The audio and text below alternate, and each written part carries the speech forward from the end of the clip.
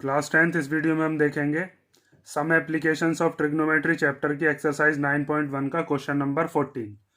तो question number 14 की figure आपको क्वेश्चन में गिवन है। जब एक्सरसाइज आप देखोगे उसमें हमें दिया है a 1.2 metre tall girl spots a balloon moving with a wind in a horizontal line at a height of 88.2 metre from the ground. Means एक लड़की है जिसकी हाइट हमें बताई है वो कितनी है 1.2 मीटर, और उसने एक बैलून को स्पॉट किया जो कि मूव कर रहा था हवा के साथ हॉरिजॉन्टल लाइन में, और वो जो बैलून था वो ग्राउंड से कितनी हाइट पर है, वो 88.2 मीटर। तो यहाँ पर ये जो है यहाँ से यहाँ तक, यहाँ पर कोई लड़की खड़ी हुई है, मान लीजिए यहाँ पर क्या है, कोई ये लड़की है, तो इस लड़की के फुट यहाँ पर होंगे और उसकी आइज़ यहाँ पर हैं। तो यहाँ पर वो आइज़ से अपनी से देख रही है कि एक बैलून जो है पहले उसकी पोजीशन थी ए, और वो हॉरिजॉन्टली मूव करता हुआ कहाँ पर पहुँच गया, बी पॉइंट पर। ठीक है, ये इसने यहाँ से यहाँ तक बताया है। और ये जो बैलून है ये यहाँ से ग्राउंड से कितनी हाइट पर है, 88.2। इसका मतलब है ये यहाँ से लेकर और यहाँ तक कितना है, 88.2।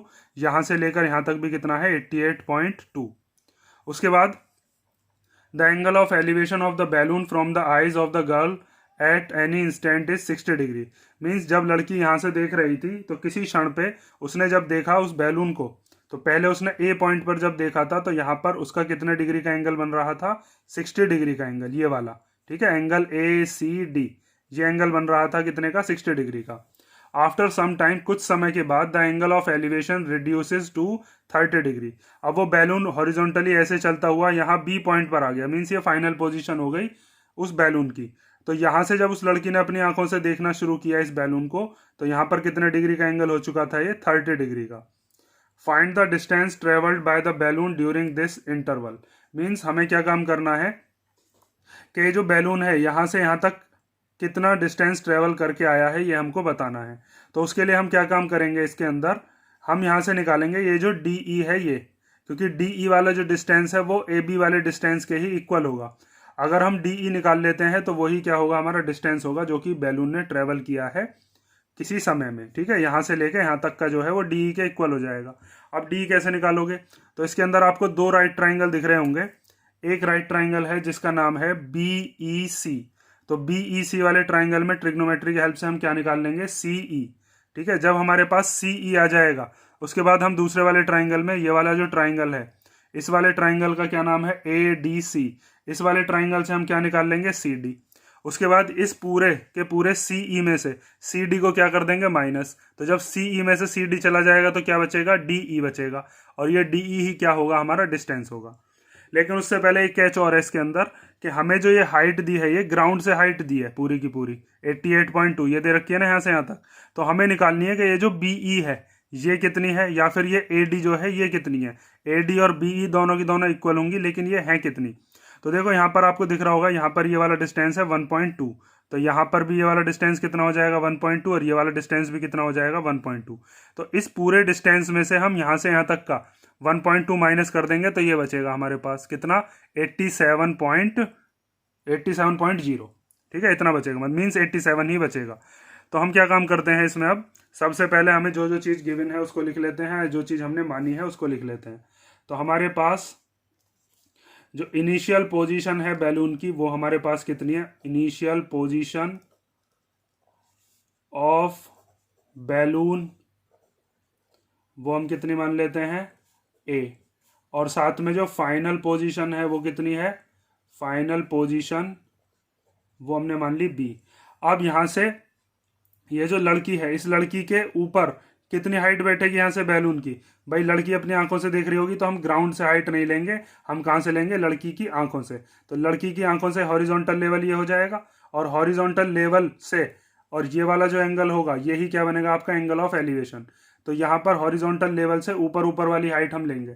तो हमारे पास अब हम क्या लिखेंगे, height of balloon above the girl height, मतलब लड़की से ऊपर बैलून की कितनी हाइट है। तो यहाँ से यहाँ तक टोटल कितनी थी, 88.2, और 88.2 में से 1.2 को हम क्या कर देंगे, माइनस कर देंगे। तो हमारे पास कितना आ जाएगा, 87.0, या फिर हम कह सकते हैं 87 मीटर। ठीक है, ये चीज़ समझ में आई ना। यहाँ से यहाँ तक ये कितना है 1.2, ये वाला 1.2 है। ये चीज़ ध्यान से समझ लेना, यहाँ से यहाँ तक ये 1.2 है, तो ये पूरा का पूरा 88.2, उसमें से 1.2 गया तो ये 87 बचा। ऐसे यहाँ पर भी ये 1.2 गया तो ये वाला कितना बचा 87। ठीक है, अब हमको क्या निकालना है, डिस्टेंस ट्रेवल्ड बाय बैलून, वो कितना हो जाएगा DE। तो अब हम यहाँ पे लिखते हैं डिस्टेंस ट्रेवल्ड बाय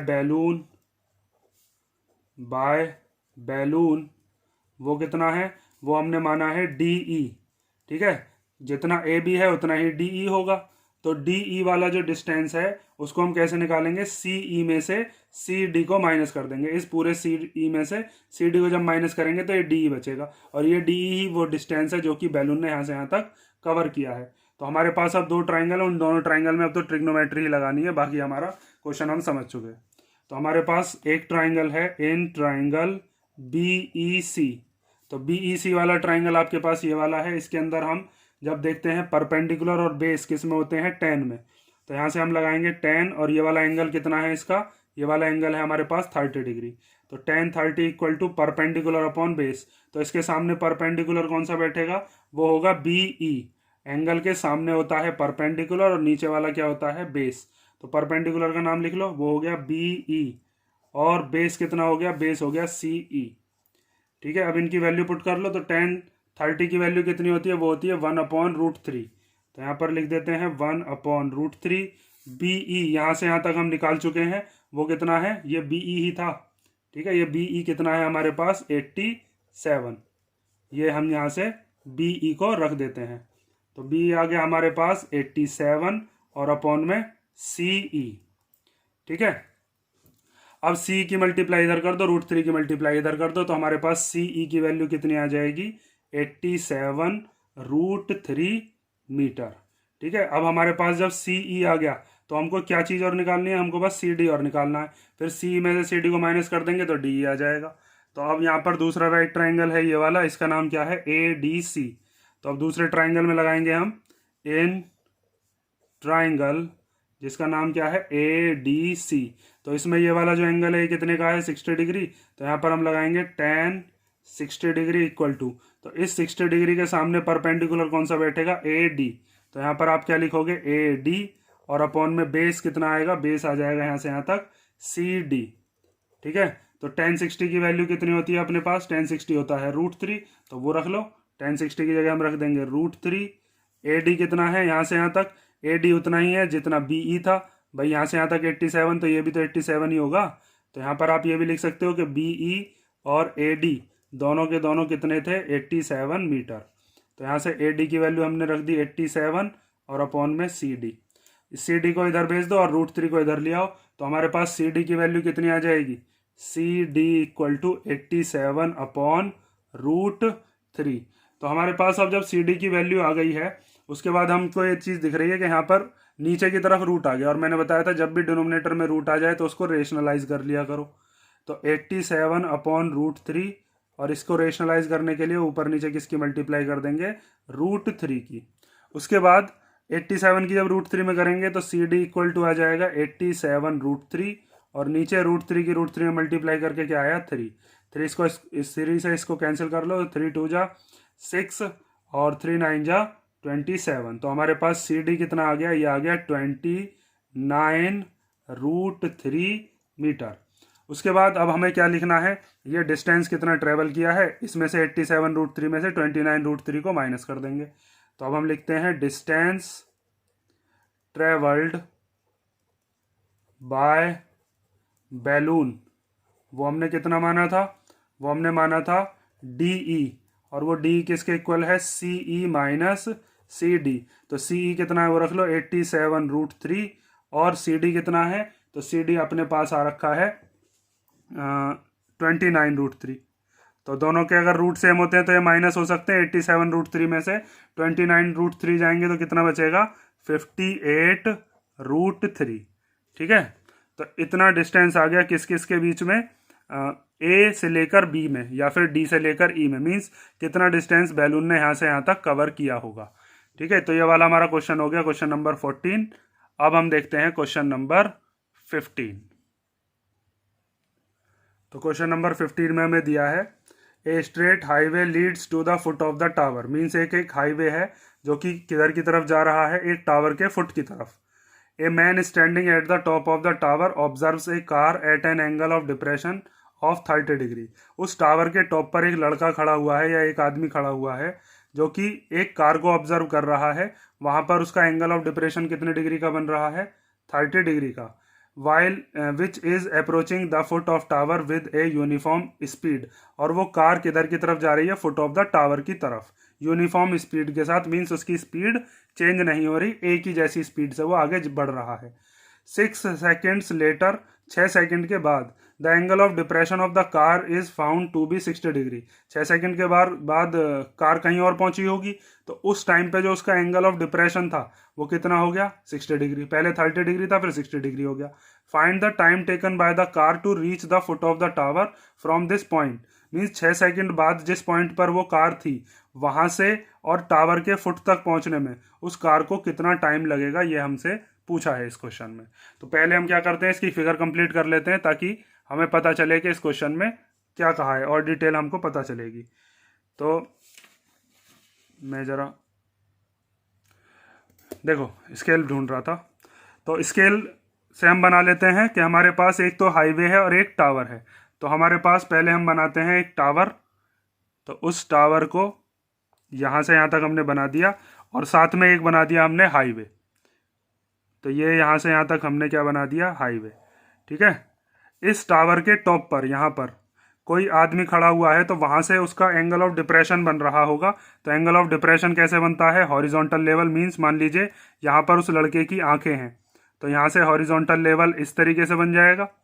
ठीक है, और हॉरिजॉन्टल लेवल और line of site, means car जो है उसका पहला पोजीशन यहाँ पर है, पहले कार यहाँ पर थी, तो जब वो यहाँ इस जगह से इस कार को देख रहा था तो ये वाला जो एंगल था, एंगल ऑफ डिप्रेशन, ये कितने डिग्री का था, 30 डिग्री का। तो यहाँ से हम लिख देंगे ये एंगल हो गया हमारे पास 30 डिग्री। और आपको पता होगा कि जब जेड में एंगल बन रहे होते हैं तो इसी के ऑल्टरनेट ये वाला एंगल बनेगा, ये भी कितने डिग्री का हो जाएगा, 30 डिग्री। ऑल्टरनेट इंटीरियर एंगल्स पढ़े होंगे ना पैरेलल लाइंस में, मैंने भी पीछे बताए थे किसी क्वेश्चन में कि ऑल्टरनेट इंटीरियर एंगल कैसे होते हैं। उसके बाद इसने बताया था 6 सेकेंड्स लेटर, मीन्स 6 सेकेंड के बाद जो एंगल ऑफ डिप्रेशन है कार का वो कितना हो जाता है, 60 डिग्री। मीन्स कार यहाँ से चलती हुई मान लीजिए यहाँ कहीं किसी पॉइंट पे आ गई होगी, पहले यहाँ पर थी कार, अब कार आ गई होगी मान लीजिए इस पॉइंट पर। तो यहाँ से यहाँ तक आने में उसने कितना टाइम लगाया है, 6 सेकेंड। अब इस जगह से जब वो लड़का देख रहा है तो अब कितने डिग्री का एंगल बन रहा है, तो यहाँ से उसने बताया कि जब वो आदमी देख रहा होगा तो ये वाला एंगल कितने डिग्री का हो जाएगा, अब ये हो जाएगा 60 डिग्री। तो ये वाला एंगल भी कितना होगा, 60 डिग्री। ठीक है, उसके बाद हमसे पूछा है कि इस वाले पॉइंट से और टावर तक पहुंचने में उसको कितना टाइम लगेगा। तो देखिए इसके अंदर हमें दो एंगल दिए हैं और हमसे ये नहीं बताया गया है कि कोई भी डिस्टेंस कितना है, ना तो हमें यहाँ से यहाँ तक का डिस्टेंस बताया है, ना यहाँ से यहाँ तक का डिस्टेंस ये तो पूछा ही है, ना हमसे टावर की हाइट बताई है। तो इसमें हमें क्या बताया है, इसमें हमें टाइम बताया है। तो कई बच्चे इसमें क्या गलती करते हैं, यहाँ से यहाँ तक इसको 6 मान लेते हैं, बल्कि वो 6 डिस्टेंस नहीं है, वो टाइम है। तो हम इसे टाइम के हिसाब से कैसे सॉल्व करेंगे उस चीज़ को आप ध्यान से देखोगे। तो यहाँ पर ये 90 डिग्री है और इसका नाम दे देते हैं, मान लीजिए यहाँ पर हो गया ए पॉइंट, ये हो गया B point, means A B क्या हो गया हमारे पास, ये हो गया हमारे पास टावर। और उसके बाद ये मान लेते हैं हमारे पास ये सी पॉइंट हो गया और ये क्या हो गया, डी पॉइंट। तो डी पॉइंट वो है जहां पर कार पहले थी और 6 सेकंड के बाद ये कार यहाँ पर आ गई। तो यहाँ पर आपको 2 ट्राइंगल दिख रहे हैं जिसके अंदर आपको ट्रिग्नोमेट्री लगानी है और फिर उसके बाद उसको इक्वेट करेंगे हम। तो हमारे पास सबसे पहले जो चीज़ हमने मानी है उसको लिख लेते हैं कि let A B the tower. A B क्या है हमारे पास, ए बी है हमारा टावर। ठीक है, और डी जो है उसका इनिशियल पॉइंट है, तो हम इसके बाद लिख लेते हैं कि D is the initial and C is the final position of the car, final position of the car respectively. ठीक है, ये चीज़ आपके समझ में आ गई होगी। अब हमको जो डिस्टेंस निकालना है वो हमें निकालना है यहाँ से यहाँ तक, सी वाले से लेकर और बी वाले पॉइंट तक। तो सी बी वाला डिस्टेंस ही वो है जो कि उसको तय करना है। तो हम यहाँ पर क्या काम कर रहे हैं, एक तो इस वाले ट्राइंगल में ट्रिग्नोमेट्री लगा रहे हैं, ए बी सी वाले ट्राइंगल में। तो पहले इन ट्राइंगल ए बी सी, तो ए बी सी वाले ट्राइंगल में कितने डिग्री का एंगल है, 60 डिग्री। और ये हो जाएगा आपका परपेंडिकुलर, ये क्या हो जाएगा, बेस। तो परपेंडिकुलर और बेस टेन में ही होते हैं, तो टेन या फिर कॉट में भी होते हैं। तो टेन 60 इक्वल टू क्या हो जाएगा, यहाँ से परपेंडिकुलर का नाम क्या हो गया ए बी, और बेस का नाम क्या हो गया यहाँ से यहाँ तक, ये हो गया बी सी। तो हमारे पास ये जो हाइट है इसको मान लो या तो कुछ, या फिर ए बी ही रहने दो। चलो इसको मान लेते हैं, यहाँ से यहाँ तक ये कितना मान लेते हैं, इसको हम एच मीटर। ए बी कितना ले लिया हमने, एच ले लिया। ठीक है, तो 1060 की वैल्यू कितनी है, 1060 है √3। ए बी की जगह हम लिख देते हैं एच, और अपॉन में बी सी जो हमको निकालना है। इसी के साथ अब दूसरा वाला जो ट्राइंगल है, दूसरा ट्राइंगल कौन सा है, वो है ए बी डी। तो ए बी डी के अंदर लगाओ अब in triangle A B D. तो इसमें ये वाला एंगल कितने डिग्री का है, 30 डिग्री। तो 10 30 इक्वल टू, इसका भी परपेंडिकुलर यही बैठेगा ए बी। तो यहाँ पर हम लिख लेंगे ए बी, और नीचे की तरफ यहाँ से यहाँ तक ये क्या हो गया, ये हो गया बेस, जिसका नाम क्या है, बी डी। तो 10 30 की वैल्यू कितनी होती है, 1/√3। ए बी कितना माना है, एच, और ये जो बी डी है, इस बी डी के टुकड़े करके हम लिख सकते हैं सी डी प्लस कितना, ये वाला हो गया बी सी। तो हम लिख सकते हैं इसको C D plus B C. अब देखो इसके बाद हम क्या काम करने वाले हैं कि यहाँ से हम BC की वैल्यू निकाल लेते हैं, और वो BC की वैल्यू हम इसमें पुट कर देंगे, या फिर आप H की वैल्यू निकाल लो, H की वैल्यू निकाल के इसमें पुट कर दो। तो हम इसमें से H की वैल्यू निकाल लेते हैं। चलो, तो यहाँ से H की वैल्यू कितनी हो जाएगी, ये हो जाएगी √3BC इक्वल टू H। ठीक है, तो यहाँ पर H की जगह हम क्या पुट करने वाले हैं, अब ये मान लेते हैं हम इक्वेशन फर्स्ट, और ये वाली हम क्या मान लेते हैं, equation number second. Equation second, ठीक है। अब यहां पर हम पुट कर रहे हैं, put the value of H from equation first. Equation first से H की वैल्यू को पुट कर रहे हैं। तो 1/√3 इक्वल टू H की जगह क्या लिख देंगे, √3BC। ये आ गया ना, H की जगह √3BC, और अपॉन में क्या है इसके, CD प्लस BC। तो इसको हम लिख लेते हैं CD प्लस BC। असल में हम क्या काम कर रहे हैं, CD और BC का रिलेशन निकाल रहे हैं कि CD तक पहुंचने में उसने कितना टाइम लगाया था, 6 सेकेंड। मींस D पॉइंट से C पॉइंट तक पहुंचने में 6 सेकेंड लगाया था। तो हम ये रिलेशन निकाल रहे हैं कि C से B तक पहुंचने में उसको कितना टाइम लगेगा। तो इस √3 की मल्टीप्लाई इधर कर दो, और CD प्लस BC की मल्टीप्लाई इधर कर दो। तो CD प्लस BC की जब 1 में करेंगे तो आ जाएगा CD प्लस BC, और जब इस √3 की मल्टीप्लाई करेंगे किसमें, √3BC में, तो ये अगली स्टेप में क्या आ जाएगा, 3BC। ठीक है, तो अब इसके आगे का इधर देख लो। तो ये हो गया हमारे पास CD plus BC equal to √3 के √3 में मल्टीप्लाई करके क्या हो जाएगा, 3BC। और यहाँ से प्लस का BC इधर की तरफ चला जाएगा, क्योंकि BC वाले हम एक तरफ कर लेंगे। तो यहाँ से आ जाएगा CD equal to 3BC minus BC। तो 3BC में से 1BC गया तो कितना बचा, ये 1BC है ना यहाँ पर, तो ये बचा 2BC। ठीक है, तो BC की वैल्यू यहाँ से निकाल सकते हो, CD/2 इक्वल टू क्या आ गया, BC। मीन्स जितना भी टाइम उसने C से लेकर D तक लगाया था उसका आधा टाइम लगेगा, क्योंकि देखो इसने क्वेश्चन में ये बताया था कि उसकी जो स्पीड है वो स्पीड कैसी है, यूनिफॉर्म स्पीड है। मीन्स उसकी यूनिफॉर्म स्पीड होने का मतलब है कि वो स्पीड चेंज नहीं करता।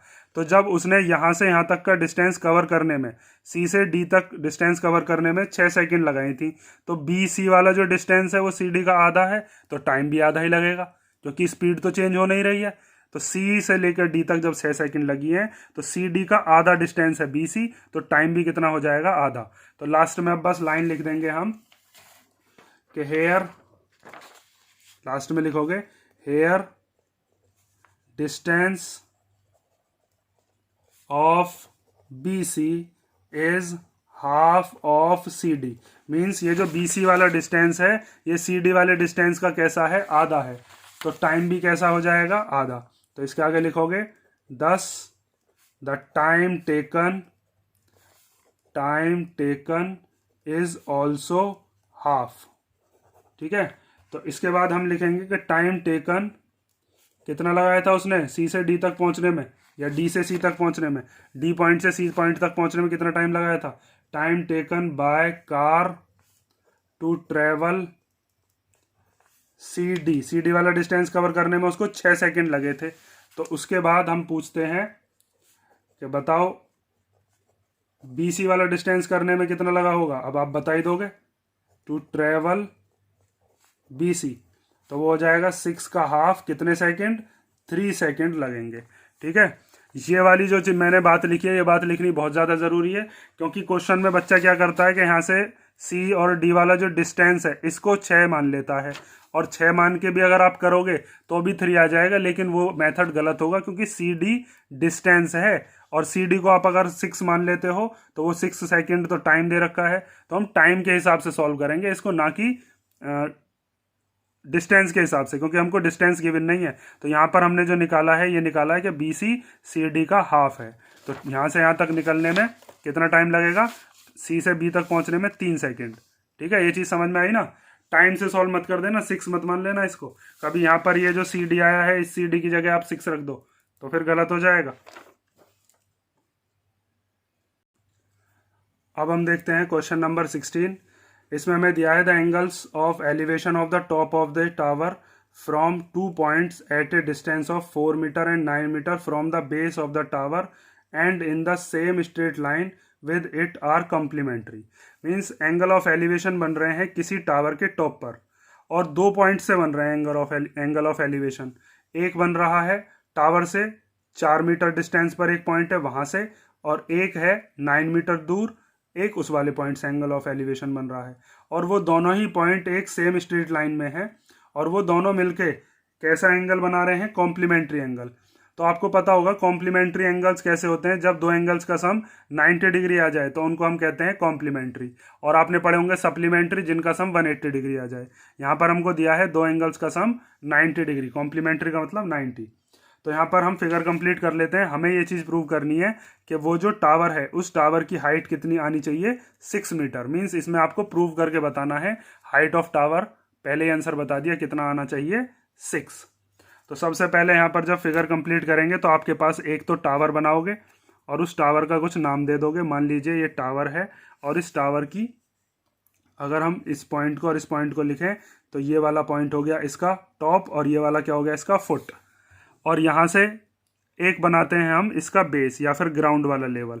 ठीक है, तो यहाँ पर ये वाला पॉइंट और ये वाला पॉइंट, ये 2 पॉइंट मान लेते हैं। तो ये जो पहला पॉइंट है, ये वाला पॉइंट यहाँ से लेकर और यहाँ तक, ये पॉइंट कितनी दूर है टावर से, ये है 4 मीटर दूर।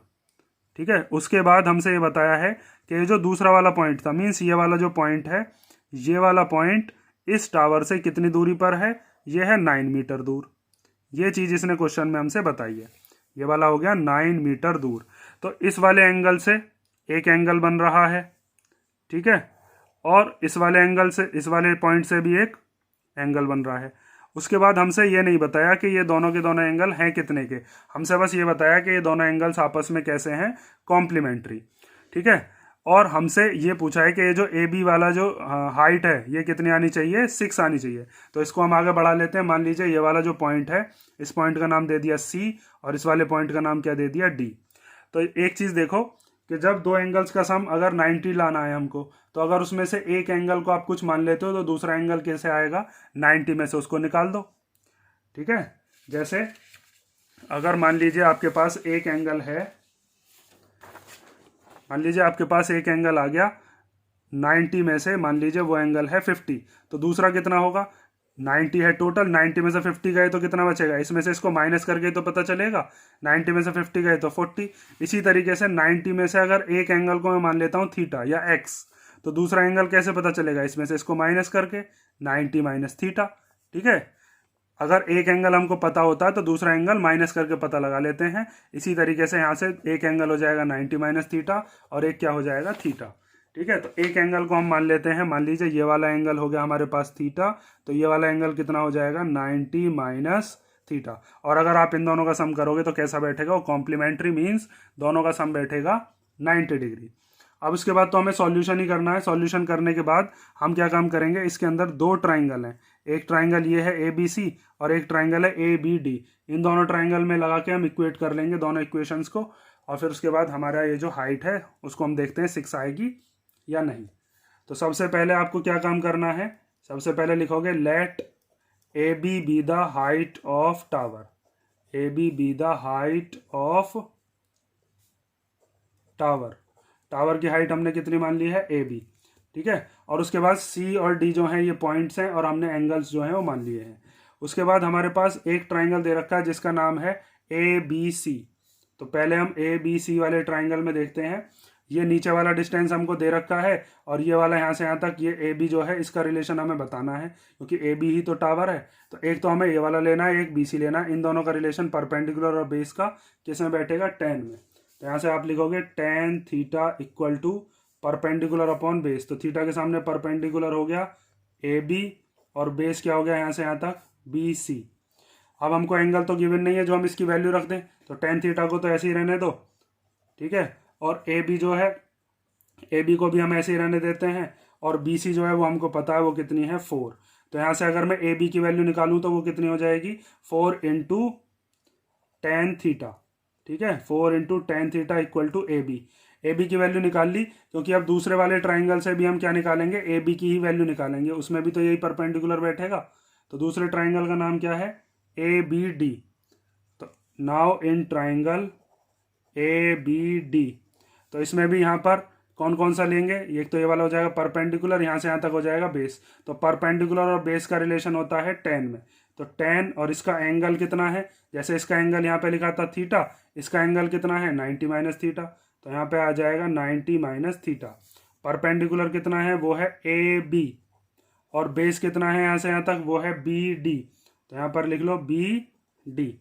उसके बाद tan 90 minus theta equal to A B upon B D. और ये बी डी कितना है, यहाँ से यहाँ तक का डिस्टेंस आपको दे रखा है, ये डिस्टेंस है आपके पास 9 मीटर। तो यहाँ पे हम लिख लेंगे 9।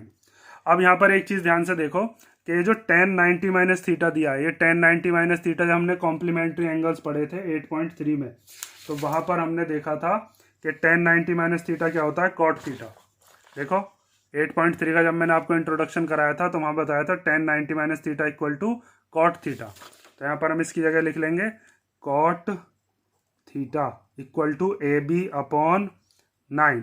यहाँ से अगर आप ए बी की वैल्यू निकालोगे तो ये 9 कहाँ चला जाएगा, इधर मल्टीप्लाई में। तो यहाँ से भी ए बी की वैल्यू निकलेगी। एक इक्वेशन हमारे पास ये हो जाएगी और एक इक्वेशन दूसरी। तो ये होगी इक्वेशन नंबर फर्स्ट। और यहाँ से हम निकलेंगे 9 into cot theta equal to क्या आ गया, ए बी। तो ये वाली आपके पास कौन सी इक्वेशन हो गई, ये हो गई इक्वेशन नंबर सेकेंड। अब यहाँ पर एक चीज़ ध्यान से देखो कि हमें जो हाइट ऑफ टावर लेके आनी थी वो 6 थी। तो हमें ए बी जो है दोनों में ही आ रहा है, ए बी इसमें भी आ रहा है और ए बी इस वाले में भी आ रहा है। तो अगर हम इन दोनों इक्वेशंस को देखें तो इन दोनों इक्वेशंस में हम इन दोनों इक्वेशन को प्लस करें, माइनस करें, मल्टीप्लाई करें या डिवाइड करें, वो हमें पहचान कैसे पड़ेगी।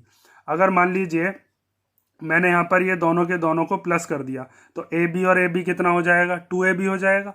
और इधर की तरफ 4 टेन थीटा में 9 कॉट थीटा हम प्लस करेंगे तो कभी भी हमारा 6 नहीं आ पाएगा।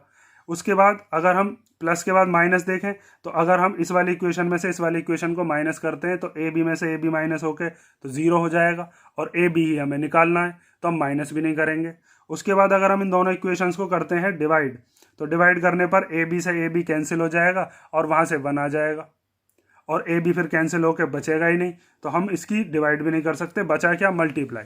देखो मल्टीप्लाई जब आप करोगे तो ए बी की ए बी में होकर बन जाएगा ए बी स्क्वायर, और इधर 4 टेन थीटा की मल्टीप्लाई जब 9 कॉट थीटा में करेंगे तो टेन और कॉट एक दूसरे के रेसिप्रोकल होते हैं, ये दोनों तो कट जाएंगे और 4 9 जा कितना हो जाएगा 36। इधर जो ए बी स्क्वायर हुआ था उसका रूट हटके स्क्वायर हटके इन पे रूट चढ़ जाएगा और 36 किसका होता है, 6 का, ये हमें पता है। तो इस तरीके से हमने ये पहचान किया कि इन दोनों इक्वेशंस की हमें क्या करनी है, मल्टीप्लाई करनी है। तो अब आप यहाँ पे लिखोगे multiplying equation first and equation second, ठीक है। तो आप यहाँ पर क्या करोगे, 4 टेन थीटा की मल्टीप्लाई 9 कॉट थीटा में, तो 4 tan theta multiply 9 cot theta equal to A B into A B. और जब 4 की 9 में करेंगे तो 4 9 जा 36 और into tan theta into cot theta equal to A B की ए बी में करके क्या आ जाएगा, ए बी स्क्वायर। अब यहाँ पर आपने एक चीज़ पढ़ी होगी कि टेन और कॉट एक दूसरे के रेसिप्रोकल होते हैं, तो या तो हम टेन को लिख लेते हैं 1 अपॉन कॉट या फिर कॉट को लिख सकते हैं 1 अपॉन टेन, और वहाँ से फिर ये दोनों कैंसिल हो जाएंगे। तो देखो यहाँ पर हमने क्या किया है, टेन की जगह हम लिख लेते हैं 1 अपॉन कॉट थीटा और इनटू में ये वाला कॉट थीटा। किसी एक को ही बदलना है, दोनों को बदल दोगे तो फिर गड़बड़ हो जाएगी। टेन को तुम कॉट में बदल दो और कॉट को टेन में, फिर तो ये कटेंगे ही नहीं। और इक्वल टू में ए बी स्क्वायर, यहाँ इस कॉट से कॉट कैंसिल हो गया, तो यहाँ पर आपने जो चीज़ की है उसको लिख दोगे। यहाँ पर हमने क्या किया है, यहाँ पर हमने टेन थीटा की जगह लिखा है 1/cot थीटा, 1/cot थीटा। ठीक है, अब इधर की तरफ क्या बचा, इधर की तरफ बचा हमारे पास 36 और इधर की तरफ बचा AB स्क्वायर। तो स्क्वायर हटा के इधर क्या चढ़ा देंगे हम, रूट। तो यहाँ पर देखो अब स्क्वायर हटा के इधर रूट ले लेते हैं, तो √36 इक्वल टू AB। और 36 किसका होता है, 6 का। प्लस माइनस 6 दोनों होते हैं, लेकिन हम माइनस का नहीं लेते क्योंकि माइनस में कभी भी हाइट नहीं हो सकती। तो यहाँ से हम लिख सकते हैं 6 मीटर इक्वल टू क्या आ गया हमारे पास, AB। और इसने कहा भी था कि हमारे क्वेश्चन में क्या आना चाहिए, height of the tower is 6 metre. ये कहा था ना इसने, prove that the height of the tower is 6 metre. तो यहाँ से हमारे पास AB इक्वल टू कितने आ गई, 6 मीटर। ठीक है, तो यहाँ पर आप लास्ट में लिख दोगे हैंस प्रूव्ड। ठीक, चाहो तो यहाँ पर ये भी चीज़ लिख सकते हो कि therefore height of the tower is 6 metre.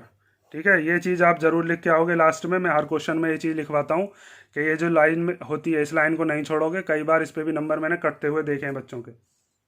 तो यहाँ से आपका ये आज कौन सा चैप्टर खत्म होता है, चैप्टर नंबर 9। इस चैप्टर नंबर 9 में किसी भी क्वेश्चन में आपको दिक्कत हो तो आप कमेंट करके बता सकते हो। और नेक्स्ट चैप्टर हम देखते हैं अब सर्कल कराते हैं या फिर वॉल्यूम सरफेस एरिया।